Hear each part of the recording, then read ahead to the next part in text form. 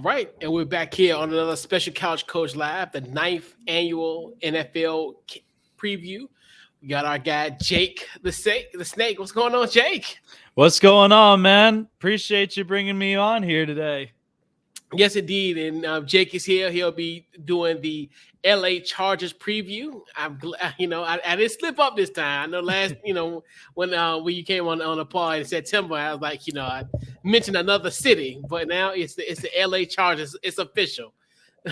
Absolutely. I mean, hey, they'll still refer to us as San Diego, man. Like they all know that from the past. Big facts, yeah, and obviously the epic song. I think probably one of the best songs in NFL history, like as far as an NFL related song. So Oh, I agree. That song will forever live on in NFL history, regardless. But yeah. Mm-hmm.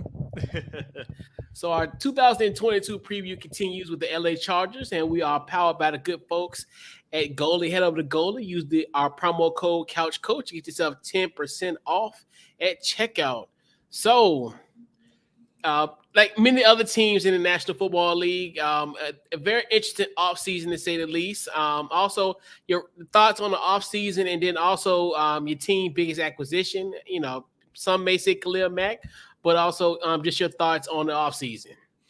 So I think in the offseason for the LA Chargers, because of the fact of, number one, with the way that last season had started out and then kind of grinded all through the middle of it, and then how it finished in the end, the Chargers yet again end up coming up short for their chances to getting into the playoffs at Justin Herbert's second year in the NFL. And, a lot of fans, in the NFL have been waiting and waiting to seeing Justin Herbert and what he can do in the playoffs. And unfortunately, last year was not the year to do it. But we knew during the offseason that there was going to be some major changes that needed to happen. Number one was it was definitely strategic calling. We know that it was the first year that Brandon Staley has been, taking the reins of this team and shaping them up to who they are. And I have to say, I have not seen this kind of grit and grind in this team in years, and probably since the Marty Schottenheimer years. The team is very gutsy. They fight through every single possession they have. Now, does it kind of get a little over their heads? Absolutely. But if using it very smart and very strategically, this team has no quit in it. They started to find exactly their identity through then, but only then to start making major upgrades into the offseason. So the biggest thing was they needed to upgrade the defense. The defense was ranked close to last in the rush. And teams, even including the Dallas Cowboys, the Cincinnati Bengals, the Minnesota Vikings, everyone just continuously rushed on this team. And as bad as the defensive line had been performing, that was where the first focus was going to be on for the Chargers, was reshaping the whole defense, start to find their groove, and really kind of find guys that click onto the defense.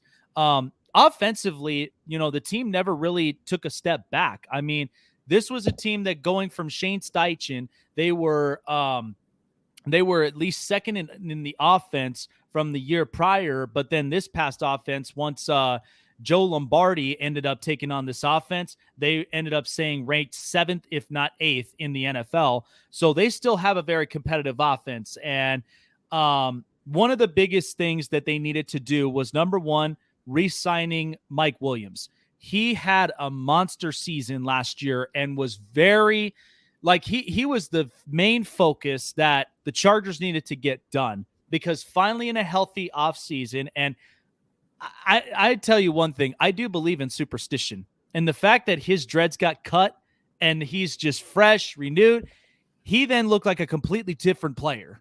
And especially after scoring at least 10 plus touchdowns last season, that was where the Chargers said, we got to lock him in, give an extension. He well deserved it. The other part of it is that the offensive line, since drafting Rashawn Slater, was a huge thing that helped for the Chargers, especially with Justin Herbert and the amount of time he had in the pocket to make plays. Even though Herbert he's unbelievable. He's an incredible quarterback, definitely top 5 as of right now in the league. But I think this year is definitely going to start to boost some hopes up. So in the middle of the offseason, the very first thing, I had no idea that Tom Telesco even made this happen, but that was the acquisition of Khalil Mack. And one crazy thing, and what my network always says, whenever you get big players like that for dirt cheap, it's like you're trading in a Will Smith CD and some candy, just literally just to get Khalil Mack. And I was shocked. I didn't think we'd pull this off because of what Chicago may have wanted to ask for. Now, Chicago was in a whole shopping spree. They were literally shopping away players, trying to at least conserve a lot more money so that maybe in the next season or the season after, they're going to spend big. But Khalil Mack was a big acquisition to having somebody there next to Joey Bosa as an entire pass rushing tandem, because he needed one of those. Even though, Wosu, I got to say best of luck to him in Seattle, but I wish we would have kept him in the middle of that process, but you can't ask for everything. But this really did help out for the Chargers, and people think he's still washed up. I don't think so. I think the entire AFC West, knowing Khalil Mack is back in that division, and of course he'll be facing against his once his former team, and I guess they're going to be prepared for Mack attacks coming for the next two games of the season. The next biggest one that I think was huge was the J.C. Jackson signing. We know for a fact that the Chargers needed help on that defensive secondary, especially with finally a healthy Derwin James that was producing. He was staying healthy up on the field. And this is also a veteran that's really going to help out a lot more with Asante Samuel Jr.'s growth. J.C. Jackson, not a very great man-to-man cover type corner, but he is a very great zone coverage type of corner. A guy who literally had 8 to 9 plus interceptions with the New England Patriots was what the Chargers really needed. They needed some type of ball hawk that was out there deep in the field, knowing you've got an AFC West division matchups that they've got plenty of different receivers, plenty of speed, plenty of competition that's there. But at least having J.C. Jackson, he levels to the competition. It'll be interesting to see him face off in division rivals and maybe even in the rest of the NFL. But I thought J.C. Jackson was a huge one at a great price and really helps out with the secondary. The next big thing, Sebastian Joseph Day. The fact that we steal him away for a couple of years, having a big year with the LA Rams and the amount of success that he's had, plus having close ties with Brandon Staley in the past since he was the defensive coordinator there with the Rams, really kind of brings out the best of Sebastian Joseph Day. So that helps a lot of the pass of the rush defense because of the fact that the team was ranked close to last season. This helps out to upgrade to stopping the run, getting, busting through from the offensive line, even if it's getting to the quarterback, but stopping more of the run so that the opposing teams don't gain another yard. And those are big situational plays. So I think Sebastian Joseph Day really does help on the rushing end of things. As far as the rest of the other acquisitions, the biggest thing was just stopping the rush. They get Austin Jackson as well from the New York Giants. And the biggest one that I thought was huge was Morgan Fox, because of the fact that he had close ties with Brandon Staley, and the year that the Rams had the number one defense, Morgan Fox was a part of that. And it brought the best of his play abilities, especially when it was coming against the rush, whether it was getting to the quarterback. He was doing anything he could to contribute. And what does this all mean for this line? That just means that I don't want to say he's potential bust, but this means that this is a step-up year for Jerry Tillery. They did not pick up his option, which means by the end of this year, he'll be a free agent. But that's up to him to start producing and start making all the right plays and situations for this defense to be productive. And I think the other biggest thing is with the linebacker depth, because Kenneth Murray needs to step himself up, knowing that he's coming up close to the end of his rookie contract. And how this linebacking core will really pop, not entirely sure, but I'm excited to see some real big improvement with the linebackers, knowing you got teams in the AFC West like Travis Kelce, Darren Waller, that are midfield guys. You leave that middle of the field open, those tight ends, now that tight ends are becoming very productive in the NFL, those are crucial situations you do not want to let loose. So I thought the main focus was definitely defense. Even in the draft itself, the Chargers had yet another really good productive draft, getting Zion Johnson from Boston College to really fit in that other side of the line. I thought it was an interesting pick, but I understood why. So at least with Rashawn Slater, Matt Filer, Corey Linsley, Zion Johnson, and only the right tackle position is the only thing I'm really concerned about for the Chargers, because I've seen Storm Norton several times where he got beat on a lot of situations. And the last thing I need is a right tackle losing those battles. So, and it was unfortunate they could not re-sign Odeabushi since they found out his ACL tear was a lot worse than we thought.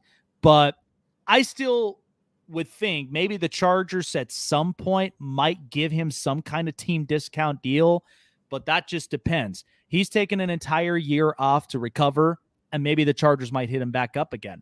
But the other thing I'm also interested to see is the second round pick from Texas A&M, Isaiah Spiller. I honestly think that the Chargers might have found their legit running back to helping Austin Eckler get some much needed rest time, splitting the repetition, even though it might be a 60-40 type play between Eckler and Spiller. But they needed a legit running back to helping Eckler out, especially on the run, even on third down situations. And watching highlights of Spiller in Texas A&M, this kid looks to be the real deal. He's strong, he's very agile, and he's also somebody that he doesn't give up on the plays. So if you look at some of his important stats, not only just total rushes, but even yards per carry, I mean, the kid's legit. So I think the Chargers might have been able to fill the hole from the offseason of what they've done, since they made a lot of noise around the league, and of course what they've done in the draft. This has to be the point now where the Chargers this year are fighting their way, especially in the division that they're in and how tough that it is, are fighting their way to get into the playoffs this year. Yeah, big time. And what is the biggest storyline heading to the season for the LA Chargers? I think the biggest story headline for this year is because of all the offseason acquisitions all around on the defense. Now, remember this, 2010, the Chargers had the number one offense and the number one defense, and they still missed the playoffs. If the Chargers at this point have a number one type defense under Brandon Staley in his second year, I mean, I could care less about the ranks. I honestly care more of if everybody's got the right instincts and the right mindset, knowing this team is loaded. This team is ready to make the playoffs. And that's all that they look for, is they're doing this now, knowing that Justin Herbert's rookie contract is going to be up, and they're going to want to pay him big. They're going to want to pay him the deserving amount, knowing he's the franchise quarterback, he's the face, he's the one that could honestly lead the Chargers into the promised land and maybe a potential Super Bowl championship at some point. But I think the biggest storyline is that this Chargers team is make the playoffs, because after the last couple of seasons, they got their guy during draft day in Justin Herbert. The second year, brand new head coach, brand new system, and they were also figuring out who their real pieces are. And this year, it was going and getting pieces that complement them. And the one other, the two other acquisitions I'm waiting to kind of see how they produce is Gerald Everett, the tight end that they got for cheap price, and Kyle Van Noy. I couldn't believe that the Chargers even snagged away Kyle Van Noy, knowing the Raiders were literally trying to fix some type of deal.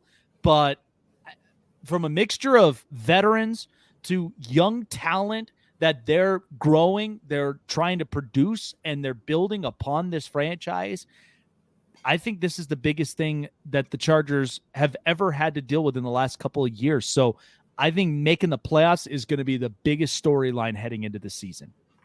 Yeah, big time. Yes, indeed. Jake, your thoughts and just the outlook on the offense for the Chargers. So I think the outlook of the offense for this LA Chargers team, I mean, like I said before, Joe Lombardi really, I was a little skeptical about how last season really played out because, number one, Shane Steichen's doing great things in Philadelphia, and especially the way that he transformed that Philadelphia offense. I was a little skeptical to seeing how Joe Lombardi plays this because knowing he was in a New Orleans offense that was ranked in the low 20s. And that was something that was a concern to me because is he conservative? How does he play his game? But the offense last year definitely stayed up on top in the top 10, which I was very happy of. I think the outlook of this offense is we're going to see a true MVP season out of Justin Herbert. The fact that we got the rookie season taste, the much improved sophomore season, this third year, I believe, is going to be the MVP year for Justin Herbert because of the fact of all of his weapons are still basically the same, excluding the acquisition of Gerald Everett, which now I think the Chargers will actually have an X factor at tight end, finally, because this was a position they brought in Jared Cook. He disappeared as so much of it last year that I thought he was going to be a red zone threat. So he didn't work in this offense. They bring in Gerald Everett, who is a former LA Ram, understands what LA's offense is all about. And we've even heard that he's been super excited to even be playing alongside with Justin Herbert on the offensive side of the football field. So I think the tight end position is going to be very, very crucial this year. We'll start to see much more production. I think we might get the same similar production in the wide receiver core, if not a little better. But I do think we're going to see some huge impacts from second-year wide receiver Joshua Palmer. The fact that he came in as a little bit of a push for Mike Williams to stay healthy and to produce. This Chargers offense, from all their wide receivers and how deep that they are in this wide receiver core, there's going to be an awful lot of passing, at least 60-40. And then at that point, when it comes to the rush, Austin Eckler, as you know, he's the jack of all trades. He runs, he catches, and he does whatever it takes to get the ball downfield and get points for the Chargers to get them up in front on their offense. And now having Isaiah Spiller, the rookie from Texas A&M, hopefully now we'll start to have a rusher who could really take on more of those roles on the run and yards per carry, and giving Austin Eckler a little bit more of that specialty type situation where he comes in as an ace in the hole to where the Chargers can now start to put more pressure on opposing defenses. Yeah. Your thoughts on the defense? So the defense from last year compared to what we may have a preview of this season, the Chargers were bad. They were bad up on the defense, knowing that they were ran all over the field. When you had Tony Pollard, you had Dalvin Cook, you had Joe Mixon running all over you. That just spells just bad. So the Chargers' newly looked defense looks very tough, looks very experienced, in my opinion, because of the amount of veterans that are there.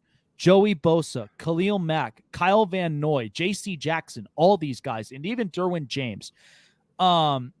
This defense looks sexy on paper, but I have yet to see how they really connect well. Because knowing Brandon Staley as a defensive guru that he is, he's really is going to reshape this entire defense and bring it as best as he possibly can to one, they're stopping the runs. Number two, the secondaries are matching up, whether man-to-man coverages or they're staying in some. We're going to see probably 70 to 30% of man-to-man coverages, but by those 30% of zones, because they know the guys, they do play well on zone coverages. Now it's just playing face-to-face on one-on-one matchups, because you think about it. Who's going to be the one main guy covering up Devontae Adams or or you got Cortland Sutton or Jerry Jeudy, or even, what the Chiefs have with Juju Smith-Schuster and all the rest of them. Now, luckily, no Tyreek Hill in the AFC West, which that does make a big difference, but still, you got to have somebody there on Travis Kelce all year long. But it'll be interesting to see how their matchups one-on-one are going to look like, but they trust their zone defenses. I think we'll see more of man-to-man coverages and what adjustments that they'll make. But I think with the veteran experience now in linebacker, which is a huge thing, is going to get the best out of Kenneth Murray. I think the more he is learning from Kyle Van Noy, he's going to start to bring the best of him to where he reads zone coverages, and at the same time, he also is used as a Mike linebacker to rush up to get to the quarterback. Yeah, absolutely. So we all know it's a tough 17-game stretch. So, Jake, I want to know any game. It could be one or it could be two. Any games that you got circled on the calendar this year? Man, I looked at this entire schedule, man, and it was hard for me, truthfully, to pick out which one would be like the toughest game that the Chargers would face off against, because I love every single one of them. But if I had to think about it, I definitely would pick two. And my biggest one would definitely be Week 11 against the Kansas City Chiefs. Because even though we have the Thursday night game on Week 2, you kind of think Week 1, it's unpredictable. It always is by the start of the season. We have no idea how things are going to be ran. It's brand new. You got new pieces that are getting used to different schemes. But I do think that that's one that against the Raiders at home, the Chargers are going to probably feast on the Raiders at home and really just show up in SoFi. But I think Kansas City in Week 11, since they'll be I think they're on the road. I'd have to check. But yeah, Week 11, they're actually at home. So this is going to be tough because the Chargers know the last year they beat them on the road, but they couldn't beat them at home. And it's tough to double dip on the Chiefs because of how good Patrick Mahomes is. Andy Reid's a legendary coach. But in the middle of the season, knowing you have a bye week in Week 8, which I really love, but that game is going to really solidify whether or not the Chargers truly are on that train ride to making it into the playoffs. Because you look at a bunch of teams, and I've said this before, no game should ever be just an easy cupcake game. I mean, you saw the losses that they had against the Houston Texans and a few other teams, which that should have never happened.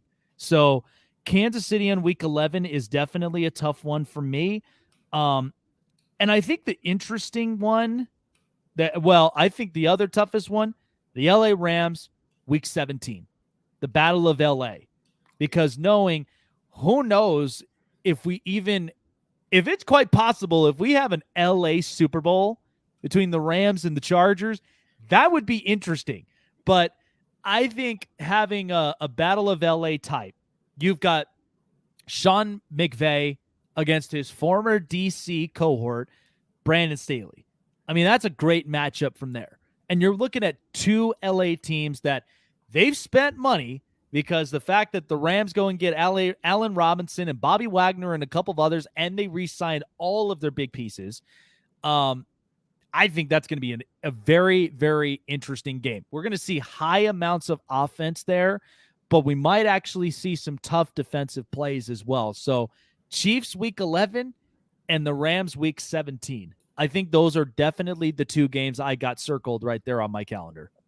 Oh yeah, big time. Yes, indeed. In the Battle of LA. Mm-hmm. Yep. The cross the hall matchup. So I'm gonna ask you the $60 million question.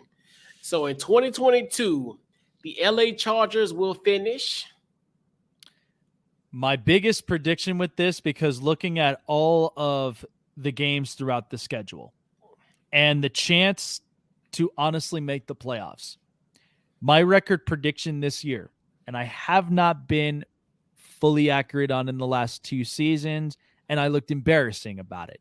But this year, I'm confident this team is going to be 12-5 because the ceiling on this team is going to definitely be either 13-4 and the floor is only 10-7 because this team, from what we learned from last year, they have to win situational football. It's a must. The fact that they lost games last year to the Houston Texans and to a few other opponents, even Denver, which that should have literally never happened. But the fact that there were some inconsistencies in the game against the Dallas Cowboys, I mean, flags, penalties, that was it was honestly undisciplined football. So at that point, situational play, they've got to execute it 110%. But I do believe that this team, looking into it from all the way from the start of week 1 through 7, that team might actually have that. They might actually have the potential of either going, they might actually go 5-2 or possibly even 4-3. But if they stay solid by the time the week 8 bye week comes around, if they go 5-2, that is telling you they're trending in the right direction and everything is clicking at the right time. But it's always not about how you start. It is always about how you finish. So I think by the time week 9 through 18, it's going to be a handful for the Chargers to go through. But looking at it all, 12-5 is my record prediction, with a ceiling of at least 13-4 and the floor of 10-7. Okay, cool. And so with that, you guys will be a playoff team. How far do you think this team could go? I don't want to put all the pressure and yet also jinx it. But because of the way this Chargers off season has really been, from the draft through the entire free agency, this is AFC Championship or bust. This is literally the time I think the Chargers would. Everybody is buzzing and talking about it. Dan Orlovsky is talking high about them. A lot of people in ESPN. I just came across from getting my hair cut where somebody literally said, the Chiefs will not be in the AFC Championship, but the Chargers will. That's that much high pressure the Chargers have this year, is because of all those acquisitions, how great Justin Herbert is on and off the field. And there's a lot of pressure on Brandon Staley's shoulders where he could not afford to screw this up for a third straight year with Justin Herbert there. So it's AFC Championship title or nothing. And that's where I stand with it for the Chargers. With the playoffs going up, I will not count Super Bowl just yet. We know how excited we want to be if they even get to that point, but that's as far as I can get it for now. Definitely AFC title game or bust. Absolutely. Definitely appreciate you, Jake, for coming on. Let's put a bow on the LA Chargers preview. So, Jake, I just want to before we head on out, just social media plug, any upcoming projects, what you got, just plug away. Absolutely. You guys definitely love sports. You guys love entertainment and all the fun talking about sports. Well, there's definitely one home for that, and that is the Snake Sports Talk Show, where you can follow, subscribe, and hit the bell button for all of futures and past shows, of course, on Instagram, Facebook, Twitter, Twitch, and YouTube as well. Those are all of the social media platforms, and plus also live on iHeartRadio as well, where you can look up Spotlight Sports Network under Snake Sports Talk Show. I would also be live from there. With The Office now finally all put together and no longer under construction, we'll definitely see a return of the Snake Sports Talk Show, hopefully by next week. And I'm super excited about it, but definitely tune in and check on because we got interviews like this. We got interviews, we got in-depth analysis and predictions, and so much more. So you guys do not want to end up missing that on the Snake Sports Talk Show. Yes, indeed. Definitely appreciate you for coming on, Jake. Definitely appreciate it. All right, and this wraps up the LA Chargers preview. We'll catch you guys in the next episode.